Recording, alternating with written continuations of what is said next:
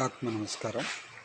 உலக விஷயங்கள் அனைத்தும் இந்த சித்த வித்தைக்குள் அடக்கம் என்று உங்களுக்கு சுருக்கமாக சொல்கிறேன். ஒவ்வொரு விஷயமாக நம்ம தனித்தனியாக எதையும் போய் கற்றுக்கிற வேண்டிய அவசியம் இல்லை. உதாரணத்துக்கு நான் உங்களுக்கு ஒன்றை சொல்கிறேன். நம்ம சமஸ்தானங்களை பூராத்தையும் ஒருங்கிணைத்த ஆதி சங்கரர் எத்தனை சமஸ்தானங்களில் சென்று அவர்களுடைய கருத்துக்களோடு இவருடைய கருத்துக்களை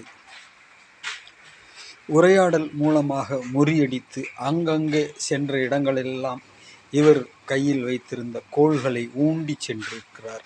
அதாவது வென்றதற்கான அடையாளம். அப்போ சிந்திச்சு பாருங்க, அவர் எந்த வயதில் இதை ஆரம்பித்தார், எந்த வயதில் அவர் ஜீவ சமாதி அடைந்தார். அப்போ அவருடைய ஆயுள் காலமே அத்தனை மொழிகளையும் கற்றுக்கிறதுக்கே செலவழிஞ்சிருக்கும் இல்லையா?